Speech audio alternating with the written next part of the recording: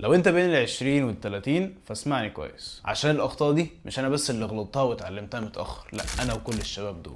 فاسمعهم كويس وتجنبهم قبل ما تضيع مستقبلك. انا يوسف حسن، شاب كان ضايع وبيحاول يطور من ذاته، ولو دي اول مره تشوفني فركز عشان الاخطاء دي ضيعتني كتير. تعرف، كنت اتمنى حد يعرفني الكلام ده من بدري، والله لو يرجع بيا الزمن واقول نفسي الكلام ده ما كنتش هتاخر دقيقه، بس طالما مش هلحق نفسي فانا جاي الحقك يا اخويا. الماضي ضياع، لو ما سبتش ماضيك يموت مش هيسيبك تعيش مستقبلك، وكل ما تفكر فيه وتديله من وقتك هيخليك تكتئب ومش هيسيبك تنجح ولا تعمل اي حاجة. سيبه يروح لحاله واعمل ماضي تفتخر بيه، واحرق القديم وارسم الجديد اللي كله اخطاء وتعلم من الاخطاء ونجاح. وكلنا اتخدعنا وهم النجاح السريع، وانك بقى تكون غني في شهر ولا 2 سنة ولا سنتين، وكل الكلام ده مش حقيقة، وكل الكلام ده مشكلة كبيرة، لان بدورها هيخليك تدور على طرق سريعة تعمل منها فلوس وتنجح منها، زي التداول والدروب شيبنج، وتنام تصحى الصبح تلاقي اوردرات بالهبل وتلاقي فلوس نزلت لك على الاكونت. وكل الكلام ده اللي انا جربته وفعلا هيجيب لك قرشين 3، لكن مش ده اللي هيوصلك للنجاح. وساعتها لما بتنجحش في حاجه من دول بتبتدي تدور على طرق اسهل من كده، وساعتها بتلجأ لحاجه حرام زي الرهانات، زي 1 اكسبت واكسبت اوبشن، البرامج اللي بتطلع لك في كل الاعلانات. ولو تعرف كم البرامج اللي طلبت مني ان انا اعمل لها اعلان وفي الاخر انا رفضت، لان دول في الاخر حرام، لان دول عباره عن رهان، مهما تعبت فيه مهما درست فيه مهما ذاكرت فيه هيفضل حرام. ما هو برضه تجاره المخدرات مش سهله، مش عشان اشتريت لك حته ولا 2 هتعرف تبيعها، مش اي حد يعرف يبيع، فمهما حاولت مهما عملت مهما دورت الحاجات دي هتفضل تحت بند الحرمانيه. ولا خد عندك بقى الكلام اللي بيطلع على التيك توك اللي هو حول 1000 وهيرجع لك 10000 وهنستثمر بيهم، والكلام الكبير اللي كله نصب. وانا حد من معارفي بدون ذكر هو مين ولا قريب ليا ازاي، هو فعلا كسب فلوس من الموضوع ده، وحط مبالغ اكبر وفي الاخر اتنصب عليه. مفيش اسانسير هيخليك ناجح، لازم تطلع سلمه سلمه عشان النجاح ده يفضل ثابت فعلا. اصلا انا مش عارف السلمه، اصلا انا مش لاقي السلمه، اصلا انا مش عارف ابدا من يا اخي توكل على الله. وانت كل حاجه انا مش لاقي؟ وانت فكرك ان ايلون ماسك كان عارف ان هيبقى ايلون ماسك، ولا محمد علي كان هيبقى محمد علي؟ البدايه هي الحل، حتى لو انت مش عارف هتبدا من فين. اهو عندك انا مثل بسيط، مين كان عارف ان انا كنت هبقى اصغر كوتش بيمرن الناس ووصل الناس من كده لكده ويخش كورسات عالميه وياخد شهادات؟ وانت لو جيت تشوف قناتي اصلا في الاول انا بس كنت شاب عايز اطلع اصور نفسي وانا بتمرن. وعلى فكره انا كنت برضه عندي نفس رهبه البدايات، ولا كنت بعرف اتصور ولا كنت عارف اتكلم اصلا قدام الكاميرا، ده الكلام كنت بعيده بالمره 1000 مره. وانا هبدا ازاي وانا معيش كاميرا ولا معايا مايك ولا معايا حتى لايتس؟ وفي الاخر بص جبت كل دول واحده واحده، شوف اول فيديو شوف فيديو دلوقتي بقى عامل ازاي. ومع ذلك انا مؤمن ان انا لسه ما وصلتش حاجه، ولسه في حاجات كتير عايز احققها. البدايه اهم حاجه، ومع البدايه كل حاجه بتيجي، بس الاهم من كل ده هو الصبر. The battle is not that easy. لو كنت متوقع ان كل حاجه انت عايزها هتيجي بسرعه، فانت اكد لك انك اول واحد هيقع وهيبطل لما يعرف ان الدنيا صعبه. الصبر الصبر الصبر واليقين بالله وثقتك في الله طول ما انت ماشي في الحلال، فاعرف انك هتوصل، يعني هتوصل، سواء دلوقتي بقى قدام، ما تشيلش هم الموضوع ده. كل عليك انك تسعى وتزود من انتاجيتك، ان الله لا يضيع اجر من احسن عملا. حته بقى مهمه، قعده القهوه جميله بس هتضيع لك مستقبلك.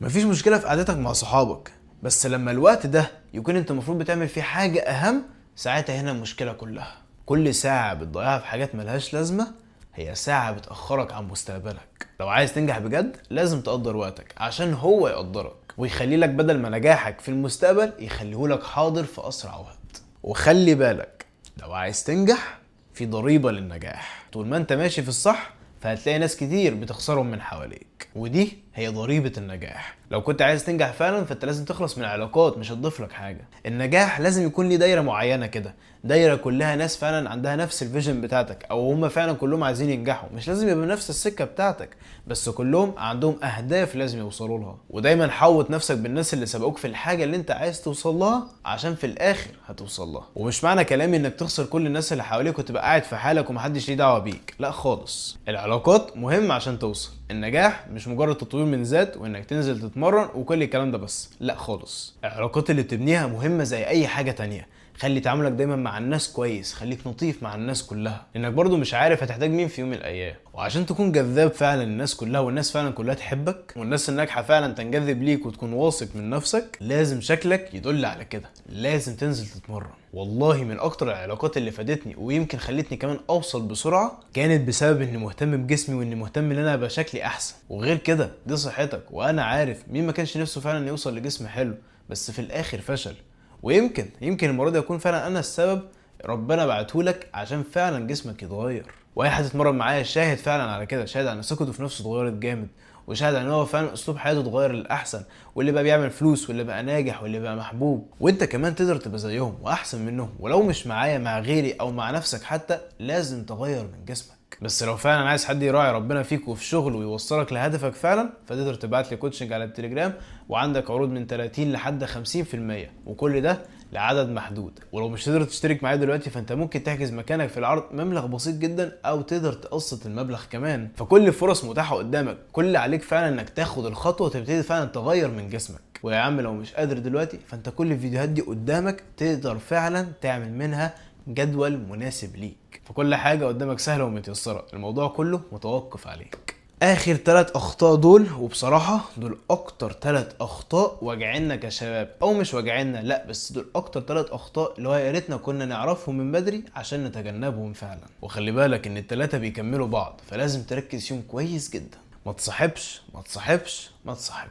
انا مش شيخ وطلع اقول لك حرام، لا، انا طلع اقول لك هي ليه حرام اصلا، عشان هي ضرر نفسي ليك. ولو مش مستعد للضرر النفسي ده، فانت هتخش في مرحله اكتئاب خطيره، ومش هتبقى اكتر ما هي ممتعه. لو جيت تشوف الاوقات اللي انت فرحان فيها والاوقات اللي انت متعكر فيها، هتلاقي ان دي اكتر بكتير. انا بكلمك من منظور واحد غلط كتير ومتعلمش من غلطه، لان انت اصلا مش جاهز انك تحب، لا معاك شغل ولا معاك شقه حتى تعيشها فيها ولا تلمها فيها، وتفضل طول الوقت خايف لا تخونك، خايف لا تكلم حد غيرك. تاني حاجه، الراحه قاتله الشغف، وكل ما زادت الراحه زادت عرضتك للاكتئاب. وانما الراحه ما هي الا دوبامين للجسد وليس للعقل. فطول ما انت قاعد فاضي، اعرف ان في مشكله، في حاجه غلط بتحصل. وبعدين انت بتفكر ازاي اصلا؟ كم واحد بيشتغل على نفسه وبيعمل فلوس فعلا وانت قاعد بتريح الكام حبه دول؟ واخر واحده، ودي بصراحه مش انا اللي قايلها، حد من الشباب كتبها لي على اسك بتاع الانستجرام، وبصراحه هي من ساعتها معلقه معايا جامد جدا. اظبط حالك عشان محدش هيحبك وانت واقع، محدش هيحبك غير وانت واقف على رجلك اللي هتشيلك، وظهرك اللي هيسندك، وربك اللي هيعينك. فما تضيعش وقت كتير. لو عايز تدعمني، كل اللي عليك انك تعمل لي لايك وسبسكرايب، وتكتب لي في الكومنت ايه اكتر نصيحة فعلا معلقة معاك، وخليك بطل قصتك للاخر. وبس كده، سلام عليكم.